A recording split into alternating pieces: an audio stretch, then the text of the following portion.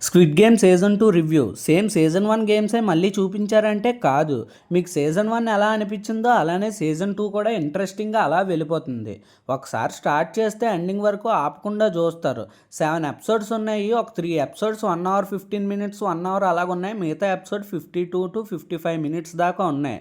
మీకు సీజన్ 1 ఎలా అనిపించిందో కమెంట్ చేయండి. సీజన్ 2 చూస్తే కూడా కమెంట్ చేయండి. సబ్స్క్రైబ్ చేయండి, లైక్ చేయండి. స్టోరీ విషయంలోకి వెళ్ళిపోతే స్టోరీ ఏం చెప్పను, ప్లాట్ ఒకటి చెప్తా.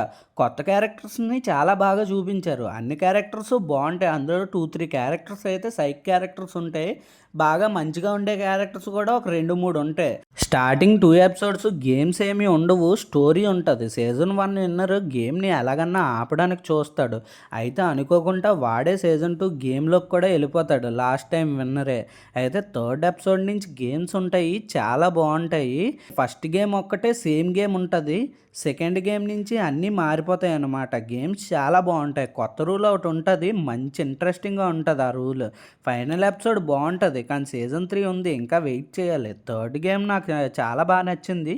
మీకే గేమ్ నచ్చిందో కామెంట్ చేయండి. ఓవరాల్ సీజన్ 2 అయితే సూపర్గా ఉంది. నేను ఇచ్చే రేటింగ్ 5కి 3.5. అండ్ మ్యూజిక్ కూడా చాలా బాగుంది.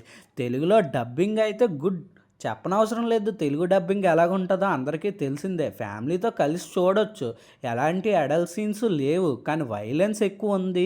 గన్స్తో కాల్చుకోవడం అది కొద్దిగా పిల్లలతో చూడకపోతే బాగుంటుంది. అది నేను చెప్పేది. సబ్స్క్రైబ్ చేయండి, లైక్ కొట్టండి అండ్ కామెంట్ పెట్టండి. మళ్ళీ నెక్స్ట్ వీడియోలో కలుద్దాం. నేను మీ సాయి కృష్ణ.